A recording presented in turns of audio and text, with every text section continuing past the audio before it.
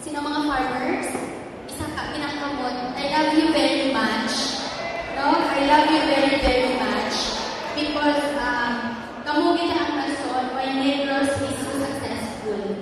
Because of the farmers in Negros. No? Sa mga sakata, sa mga sugarcane workers, sa mga farmers ng utang. Salamat din, no? Nagtako kami sa ating mga produce.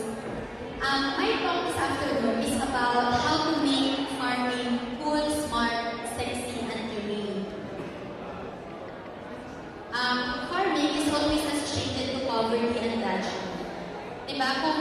Kung farming natin sa atin ng mga Ilonggo, doon pa mansyagan ka, it's a one-way ticket to poverty. Nagkuha ka ticket para ka na lang magtigado hasta sa mapatay ka. No? A farming is never been sexy. Farming is never been a lucrative job. Kung farmer ka, kung mangutol ka, ano mo, bramo? Ay, farmer lang, kuya lang. Naamay lang. If you're a farmer, you need to be proud that you're a farmer. So sa natin nga farmer, proud ka mo nga farmer ka mo? Yes. Ikusugan mo, proud ka mo nga mga farmers ka mo? Okay, so thank you very much. I believe that Filipino farmers are world-class. And I've been into farming for 17 years of my life. And this statement, eating is an agricultural act. I'm trying to redefine the meaning of agriculture. That agriculture is not just about planting, it's not just about harvesting. The mission of agriculture is to feed someone. So kamo, kita nga mga farmers, samtang wala ka ng gusto ng isa ka tao, samtang ang adumintan ng wala pa sa table, the mission of agriculture is not finished. That's why agriculture is not just about planting. Agriculture is bringing good and high quality food, slow food, healthy food, organic food on every table of each family, especially Filipino family. Next one. Here, agriculture is common sense. Agriculture is not difficult. Of course, we'll always say, oh, kailangan pested, there's always pests, we need to spray inorganic pesticide, no, para makapos ng ating mga bukid. Agriculture is common sense. As long as you plant, as long as you water it, you love your plant, you give time, you take care of it, the plant will grow. That's why grass is greener not on the other side of the fence. Grass is greener when you water it. Diba? Next. But this is one of the most pressing issues. I met President Obama last Friday in Malaysia and I asked him this question. I asked President Obama, President, you know, it's not just a problem in Asian countries, but it's a global common denominator that our farmers are endangered species. Average age of farmers in the Philippines, in Asian countries, in the world is 57 years old. Pila yung mga edad sa mga gwapa-kagwapo? Pila edad ba tayo? Pila edad ba tayo? 39. Sino yung mga 60 na? Ng mga farmers? Ay, katamo. Salamat. No, the average age of farmers is nanay, oh? More than, 77. I will have a picture, mag-selfie ko para sa inyo. 77-year-old farmer. But this is the problem in the world. Our farmers are getting older and a lot of young people are not interested in agriculture. Kamu nga nag-attend, kamu din interesado ka mga mag-agriculture, to venture into farming, interesado ka mo? Ang iba, may yes na lang po kayo, tupad ko kay yes. Don't peer pressure me. But sad to see, that's the reality.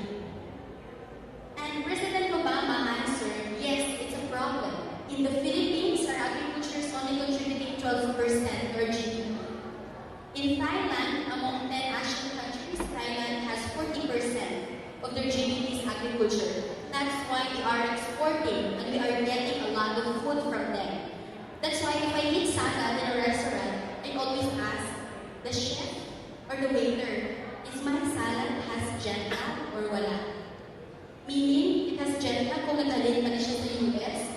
binenta niya siya sa Thailand. Nawala na siya jet lag if you just pick it from your backyard. It's organic. We grow it from our own backyard. So here, it's really a problem. That's why a while ago I was asking a lot of young people to come in front. Because this is not just in the Philippines. I was in Japan last October, and one of the biggest problems of Japan is they are an aging and shrinking population. In the Philippines, our average age is 23. In Japan, they're 43. And their farmers in one town, for example in Hokkaido, in one town of 3,000 to 4,000 people, only 2 are going to farm every year.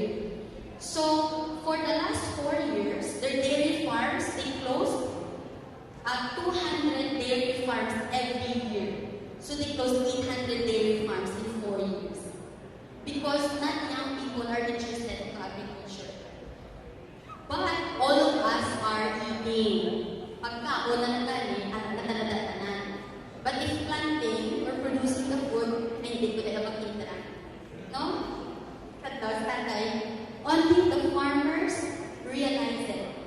But a lot of people are also wasting food, which is causing a lot of pressure to farmers to produce more. So sometimes you don't know where's the problem. So next. And this is one of the biggest problems. This is Metro Manila. The population there, August 11, 2015, we hit 101.6 million. Filipinos are prolific as rats. Matuparan ka ng lubusong ka na tayo, no? Kandaw na tayo. We are prolific as rats. You know, we get pregnant, we give birth easily, especially on farming communities. Some of the farming communities, the average number of children is 9 children, 10 children, and sometimes they don't even know how to send their children to school. But this is the reality. So it's causing a lot of problems on the ground, grassroots problem. So here, the question right now is, how do you sustain the food need of the population? When the farmers are getting older, wala na masyado kayo natanong, and then pas ng kakaon, paano ka masustain the need of food of the population? And that's the biggest problem globally. We need, in APEC, there was a presentation sa Manila last week. We need to produce 4,000 more food than 8,000 years ago. 4,000 tons more food than 8,000 years ago. So grabe, so much pressure for us to produce more. But then a lot of us don't realize it. Ang mga farmers lang, mangbungkal sa luta, patanong, and then after that, walang galing sila ginabalan. The farmers are undervalued, especially in the Philippines. One of the reasons why not a lot of young people are interested in agriculture, number one, our best-selling product is skin whitening. Skin whitening. Parang nakataw sila, oh, they're all laughing at the back. Skin whitening. We always want to be white. Diba? Pamanis sa mga papaya soup, mga papaya lotion for us to be white. And this is a cultural mindset that hampers us to go into agriculture. Because how can you farm when you get tan? But the color of our farmers are elegant, heroic brown color. They are perfectly cooked. Yun, at they are perfectly cooked. Wala sila na batok, wala man sila ng hinaw. No? Their color is perfectly cooked. So in the Philippines, it is a very deep psychological issue. Why farming is a problem, especially for our young people. Last year, there were 10 schools, college, and universities that were closed because they don't have enrollment in agriculture. Because no one is enrolled in agriculture. So they were closed. But a lot of us, we still need to produce more. We are even importing a lot of our rice in the Philippines. Diba kabakal pa na rice from Thailand, from Cambodia, but we can produce it on our own. If more people will be interested in agriculture,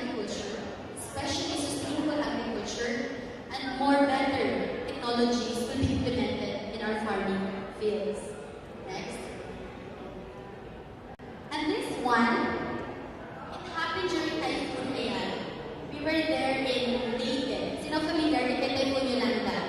Raise your hands. Anan. During Typhoon Haiyan, the farmers are always vulnerable in terms of climate change. Pag mabagyuhan ka, if you're not a farmer, you may lose your house, mawala yung balay. But kung farmer ka, mawala yung balay, ang imo farm, kuba, no? If you are a coconut farmers, for example in Leyte, they planted their coconut and became productive after 10 years. And all of a sudden, wiped out because of typhoon. Ang kaluoy sa mga farmers. No? Wala ka ng kantuan, wala ka pa crop insurance, madildil ka na lang gidasin. Next. And this one, the impact of climate change. Why are we advocating slow food? Because like a while ago, so inspired by the two amazing, beautiful ladies in front.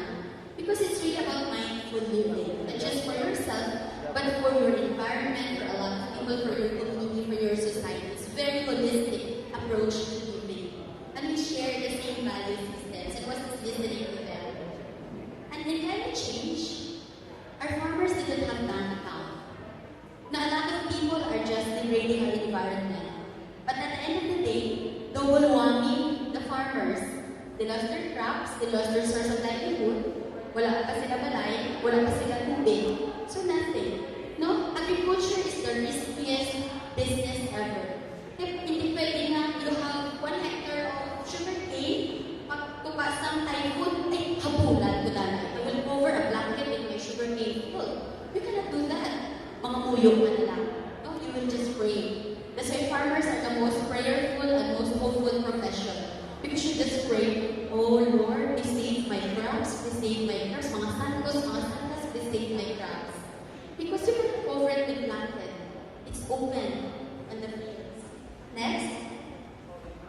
And this one, food wastage. One problem as well is food wastage. In the global production and consumption of food, 1/3 of the food is actually wasted. It is causing a lot of pressure for farmers to produce more. Pero minang nila, they always say na, okay, yung mga farmers kasi hindi nagpo-produce ng marami, kaya kulang yung pagkain. Hindi. Actually, tama lang po yung pagkain. Kaso na, may inequality. Kung mayaman ka, may pera ka, syempre makakain ka ng marami. Kung mahirap ka, hindi ka talaga makakain, wala kang pera. But then may food wastage ka. Diba? If you go to yung sa mga, I don't eat it, Jollibee, McDonald's, after 1 day, 1 truck, dinadang site doon sa Kayatas. 1,000 bata sa Kayatas tumatakbo, scouting for all those, scavenging for all those waste from those junk food chain. So there is inequality in distribution.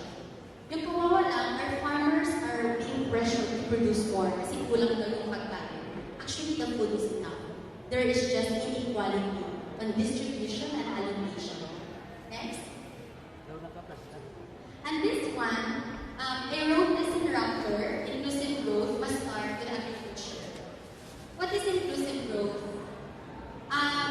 Right now, like for example, the talks this morning, most of the entrepreneurs are not just making money for themselves. They're making money to create change to a lot of people. So sa atin din mga farmers, di ba sa muna, no? In Negros. In Negros, of the Cherrie system, one family is owning the land. And of course, the family is, telling you what to do, mag-abono ka mo, you plant the sugarcane, or 10 months to harvest the sugarcane, that's it. But somehow, I question everything. That's why I don't use sugar. Wala akong gagamit sugar. Because sugar is not sweet for me. It's bitter. Why? Because makita mo ang mga sakada, makita mo ang mga obrero sa kampo, every arima, every 6 o'clock in the morning, in Ilonggo it's called arima. The workers are gathering for them to know what's the next thing to do for today or for the next days. Why are they still dirt poor? Bakit pigado magyapon? No,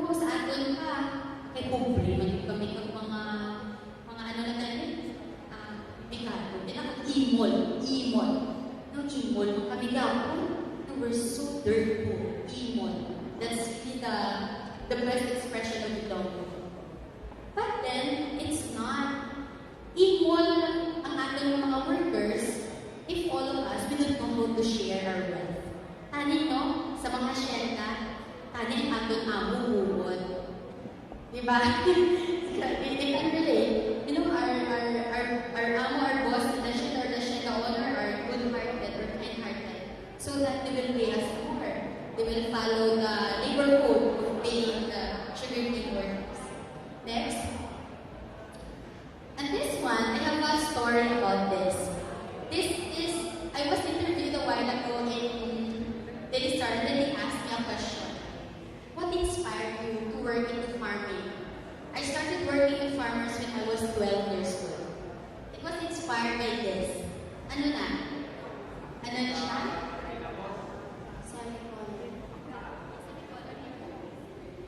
The period in the farm. Semicolon.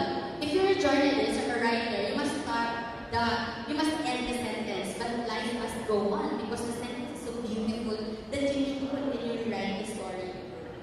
The period at the comma, my dad was in the hospital for 4 months. We lost everything because he died after 4 months. And he got a plate in the hospital. We are 5 siblings, I'm the youngest. Ako ang pinakaagot. My father got a plate with rice, and then asin, salt, and bagoong, ginamos. And then my father was telling, this is the life of the Sakada, the sugarcane farmers in Negros. Period at kama. Kung asin ang imo nga sukan, tuslo ko imo nga tudlo, that's period, you make a period salt, and then you eat it with your rice. Sinanayo, kabalogin sinanayo. If you're kung makatibawas-tibawas ka, or may season ka pass, you're harvesting your sugarcane, you make a kuwet, a kama, and ginamos, yung kabuong, so that you can eat. Doon, di siya na. Yes, so 77 years old farmers agree. Yes, and my father was so right. At me, I was 3 years old, I was crying. Oh my God, is this the last supper of my dad? Mapatay na lang siya, pa siya as in ginamos. And it's power because he has kidney problem. But it was a story, and he told us, maybe one of you, among my children, will continue my passion to love farmers. Kaya palang kayo katama ang mga farmers. And that's the next phase. At 12 years old, that was my birthday, I asked my mother for a gift. I asked her, can you please buy me a bike for my birthday? My mom said, babae ka, mabait ka. Sa Negros, manang bike sa una sa lalaki na. If you're a girl, you're not allowed to bike. Especially for younger years. Said, yes, I need to buy. My mom asked me why you need a bike. I told her, because I read a book. It's about biointensive gardening. And I want to teach farmers. Said, Mama, you want to teach farmers? You're 12 years old. I'm small now. I'm vertically challenged. I was even smaller. And then my mom said, what? You will teach farmers? I said, yes, I will teach farmers. Just give me a bike for my 12th birthday. She bought me a bike, and my kalendaryo, we own a store where the farmers are always getting their consumo. We give them rice, and a lot of their needs for the whole week.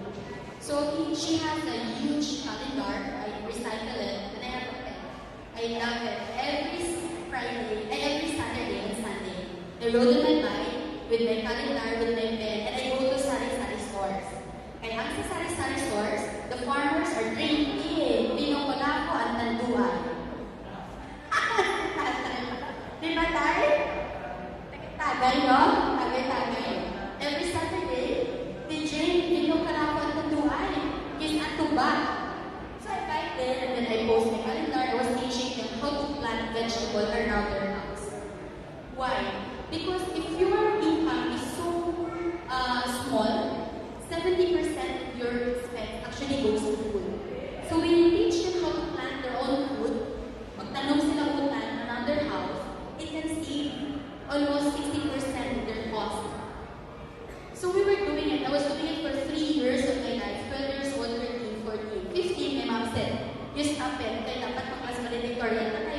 mag-doctor ka. Me, I was like, hindi ko yung mag-doctor ka. Yung mga agriculturist ko. And then, I stopped it. Obedience. I love my mother so much. And then I stopped it. But during my graduation, a lot of farmers arrived in my graduation. And I couldn't finish my valedictorian dress, but I just cried on stage. Naghibig ko yan sa stage. Kaya ang tanan na farmers that I was trying to teach for the past 3 years were all there in my graduation.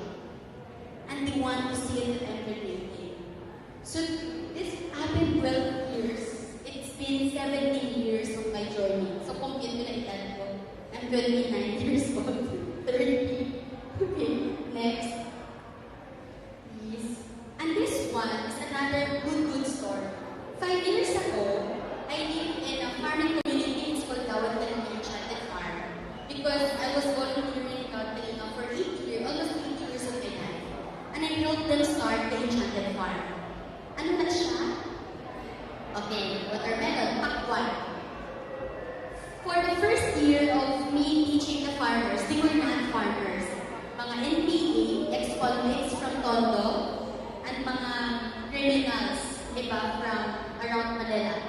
We relocated them in Bulacan. We gave them houses. So imagine, in one community, kasadya.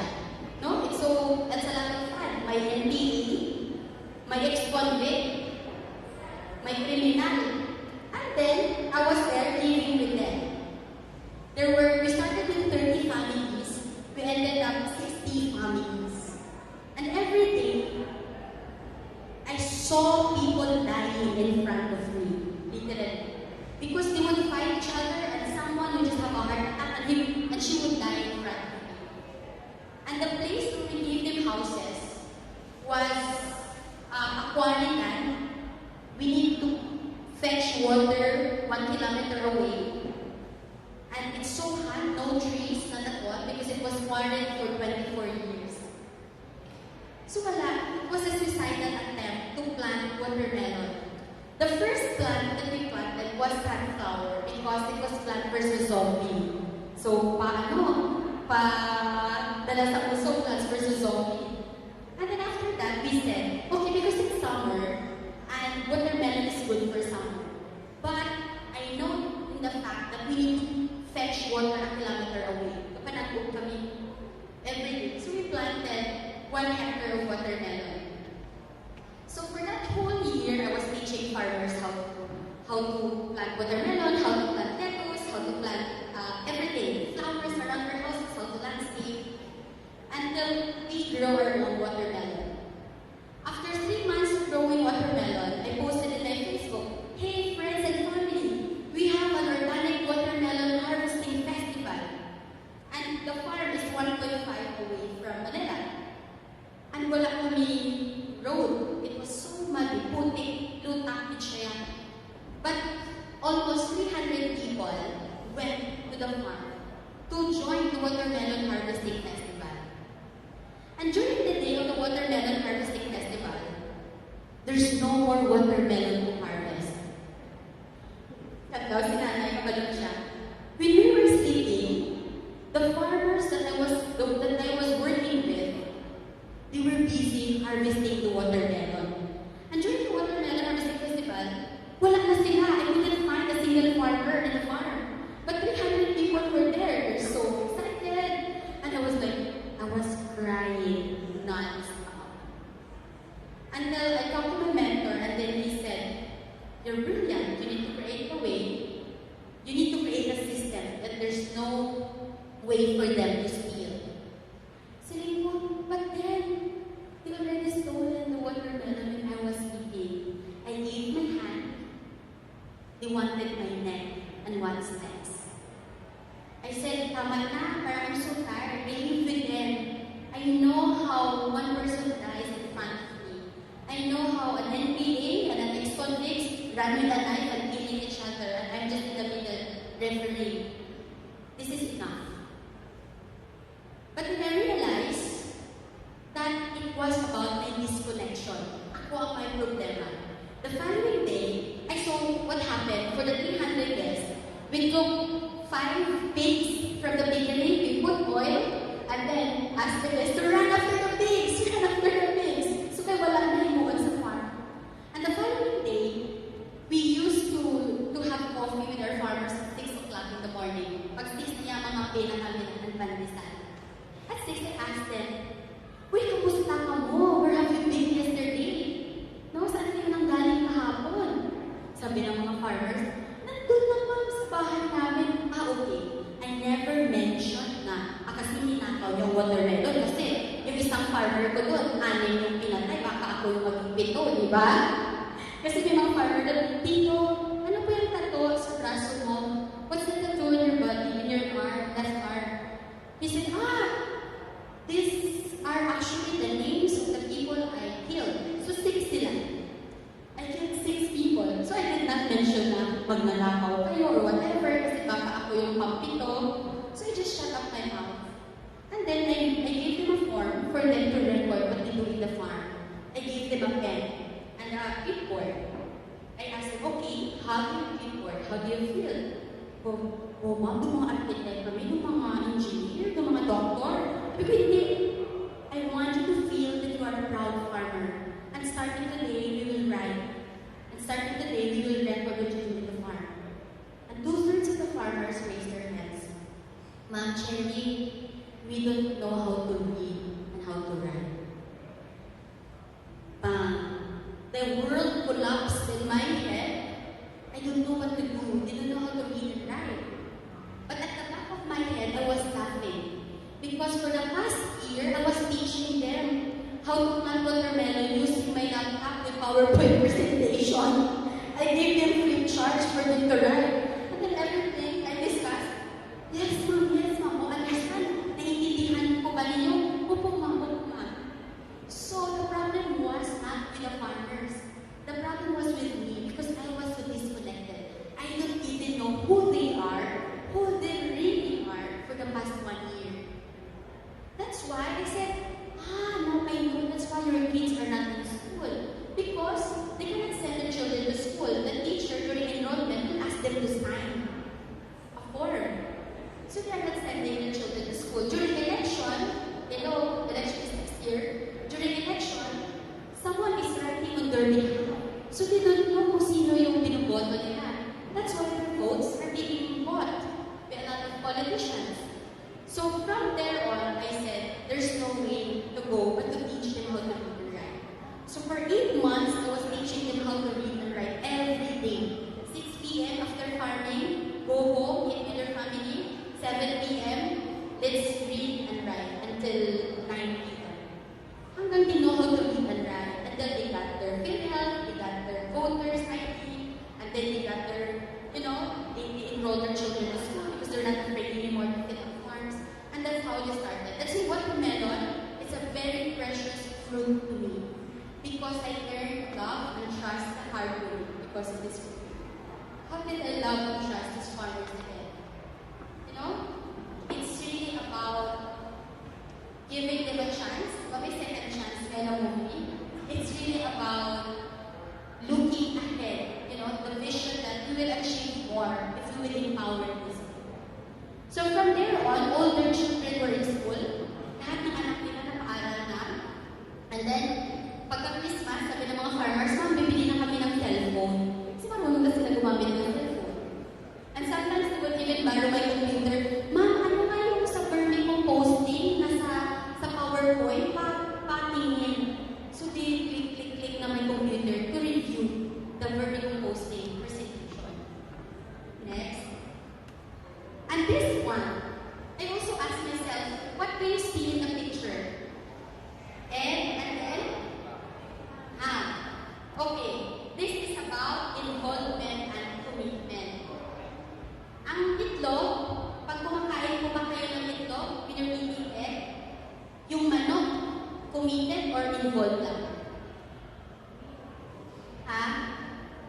Kung kumakain ko ng itlog, yung manok ba, committed, talagang kailangan mong katayin yung manok, or kailangan lang ng manok na, lumabas na yung itlog, you can eat your breakfast. Okay, involved lang daw yung manok. But if you're eating ham, sana organic ham to, if you're eating ham, the pig is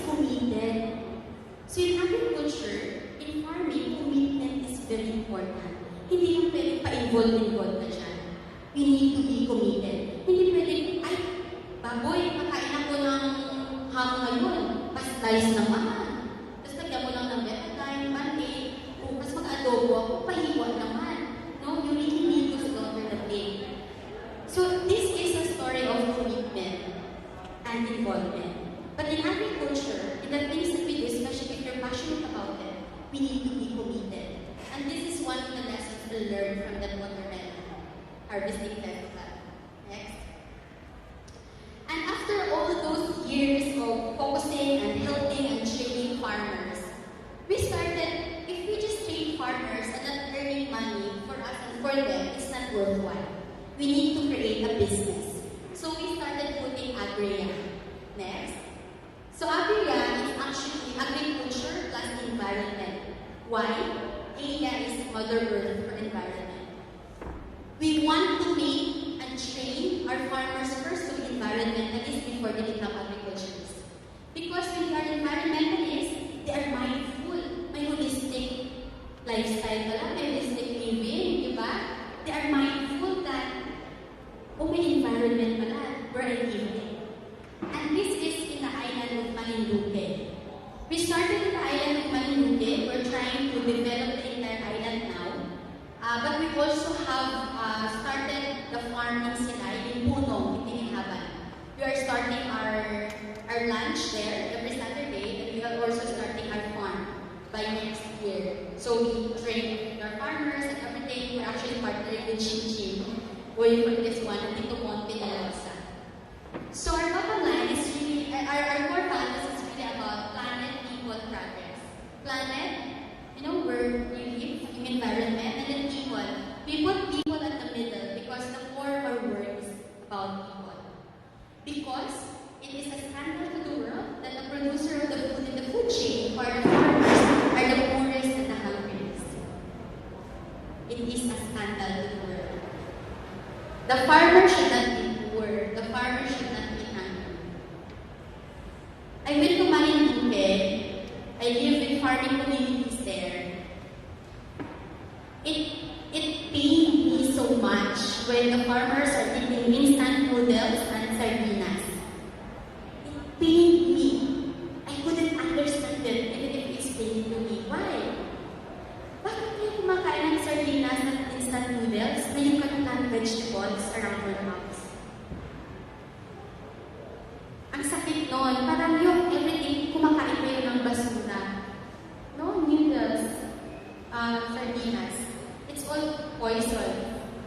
But then, it really pained me. So that's why we need to empower our farmers to be mindful on what they have to eat and about the environment. And progress.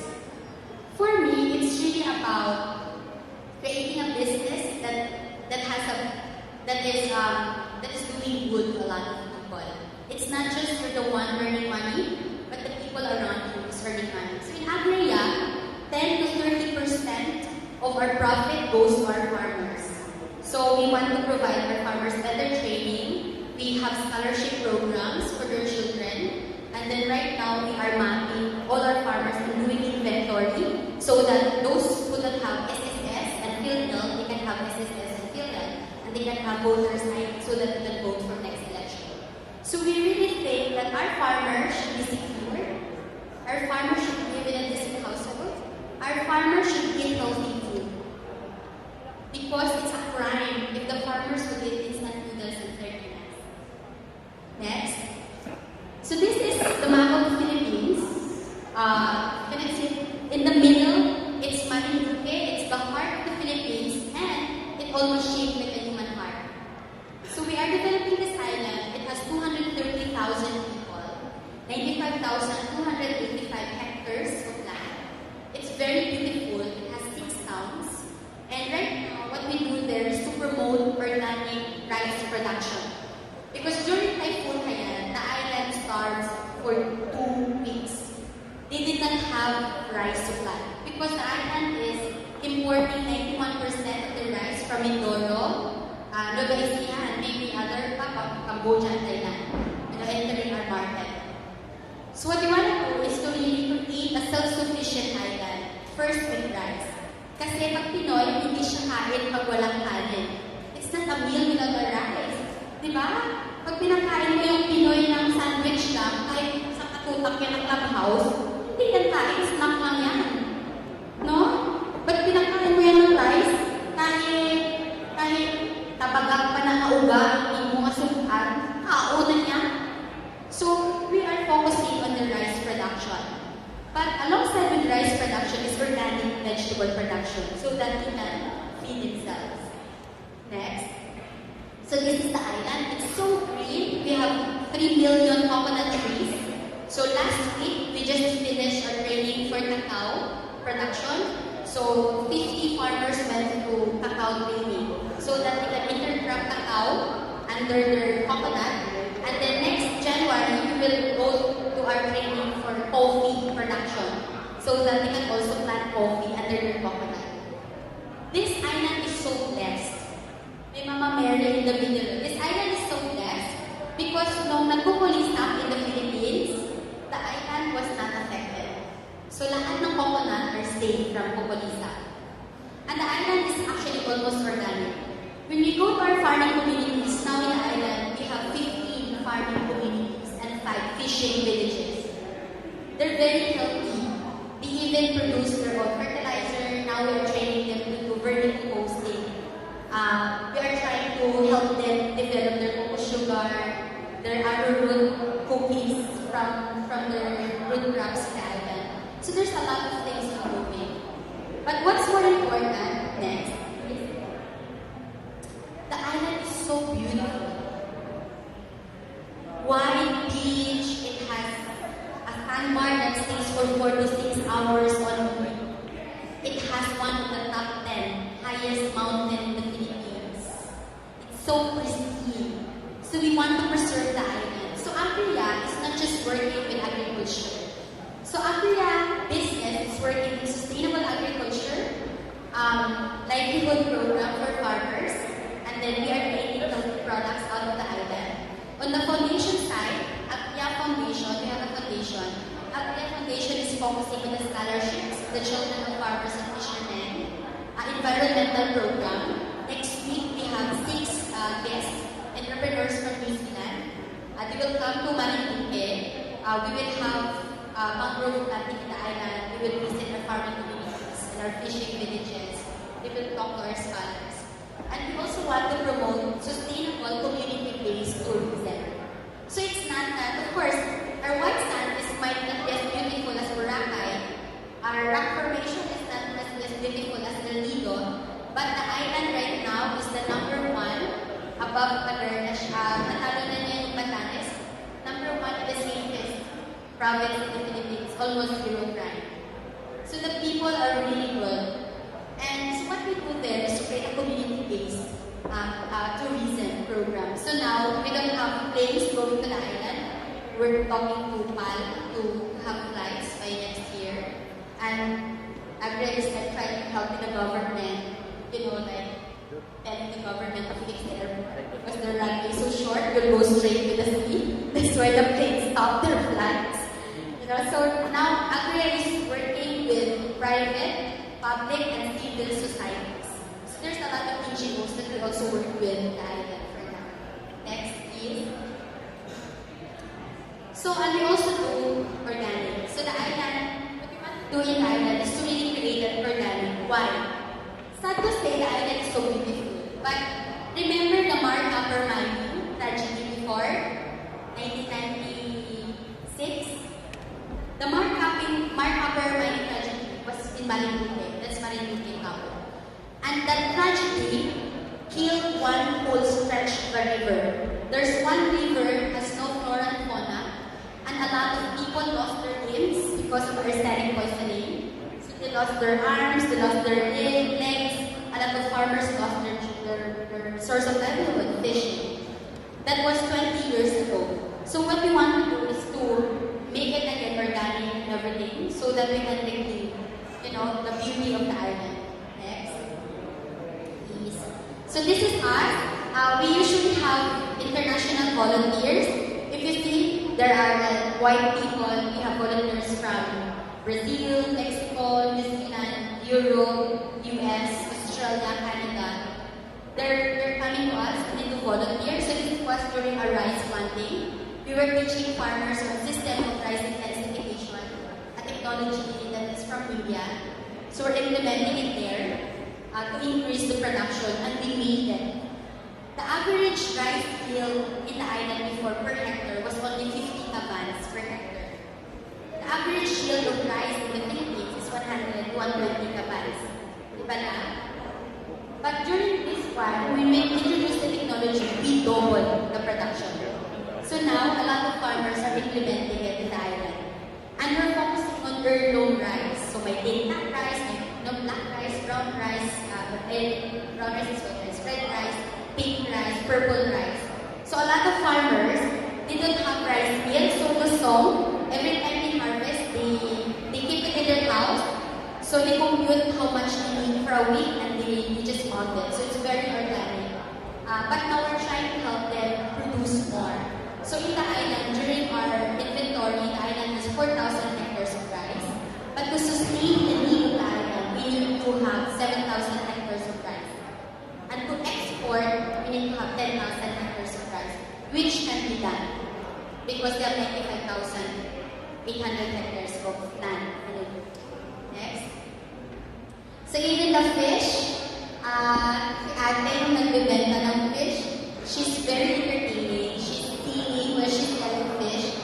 And on the other side, that's in our Cherrie community, we brought our volunteers there. One is, they're couple. Yung husband is a doctor, a homeopath doctor in New Zealand. And the wife is a private chef of Nicole Kidman. So they volunteered with Algeria, and then we bring them to our Cherrie community, coconut community, cacao community, so that they will help us develop products that can help us grow this farming community.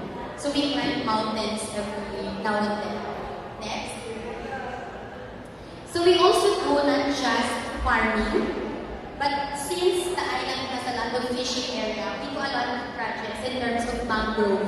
Because during the Markhapper, a lot of mangroves were killed by the devastation of the arsenic. So now we are planting a lot of mangroves in the island. Next. That's us. This is in our bangos. We do organic bangos in the island. And we also do mud crab, the giant mud crab. So that's us at 12 noon. And we have a Paikubo. It's run by solar power. So solar, so that our fishermen, we would go in the middle of the sea during the night and they have electricity, solar power. Because when they use kerosene, it causes respiratory problems. So we use solar power so that it can, help their health as well as the cost. Because when they use kerosene, it costs a lot of money to buy kerosene every day. But with solar power, it's free. Next. This is our model for urban farming. By next year, we will do some urban project in Manila, starting our building in Salcedo. We will start with a food garden top of our building where we live. Next. And this one, youth into farming. That's why the presence of youth here is very, very important. We need to make farming cool, smart, sexy, and humane. We really need to make it cool by encouraging a lot of young people to be in agriculture. And we are advocating a lot of this. By next year, we will be signing a contract with CHED, Commission on Higher Education, so that Agria will have a roadshow on different state universities and colleges offering agriculture, on how to increase the number of young people enrolling in agriculture. We make it smart by intervening and bringing and being a catalyst to implementing sustainable, smart technologies, climate change, adapted technologies to farmers. So kung mga rice farmers, we taught them how to do the SRI, diba? Piligan naman sila. And then on fishing, we also teach them how to use solar power kaysa mag-kerosene. And then we make it sexy by working with a lot of agri-social entrepreneurs in the Philippines. So I don't know if Char Tan is here, my friend in good community. Char Tan, she's actually at the back. Char, Yes. So Char, we're working together with really bringing young people to agriculture and networking with people who are into social enterprises like the two ladies here. We'll be working in the future. We want to create the pool of people so that we can show the world that you can be beautiful and sexy and still farming, right? Yes, of course. And for me, hindi ko mag-farm kay ma-itungkutan. No, hindi ko mag-farm kay malaway ko na din sa farm. But then, they're farming. Huli Carabao, but then they're beautiful, they're so pretty. Diba? Maybe this is the effect of the food, the organic food that we eat. We still young, we're 30s. And, so that's what we want to do. We really want to create it sexy. That if you're a farmer, we need to create a new narrative for agriculture. That it's not a suicidal attempt when you go farming. It's not even a one-way ticket to poverty when you go farming. But it's a one-way to success, like in Negros. That's why we have this, Organic Negros Festival, because it's a good venue for people to learn. And fourth, we want to make farming humane, makatao. That by making it humane, the farmers are not exploited. But the farmers are well benefited and they're being valued in the entire value chain. Next. So this is one of our agri-tourism in the island. So we brought 25 people. There's a lot of nationalities, Spanish, Mexican, Brazilians. They signed up for an agri-tourism. So our lunch is a boodle fight with all seafoods from our fishermen. Seafoods from all our fishermen and organic vegetables from our farmers. And then our scholars are the one preparing that. So that's our enterprise of our scholars. And our scholars, they have a dorm and they grow food around their dorm. It's a requirement. And their family must also grow vegetables. So if you're a scholar of Akia, we will check if your family is also planting vegetables. If your parents are not planting vegetables, you can be disqualified in the scholarship. Next. So these are our scholars. We partner with Marinduque State College of Agriculture. So we have a lot of scholars now. And then we train them to be farmer environmentalists. So that we will be our ambassadors in the future to inspire a lot of their classmates in school. Next. Okay, so this is the last frame. So we really need to, if you want to sustain, the food need of our population individually, we really need to be mindful on planting. Diba? So tatay, sino yung tatanong mga utan? Tanan, no? So, kasadya, hindi nagtatanong ka mo tanan utan. So, madamo din kasalamat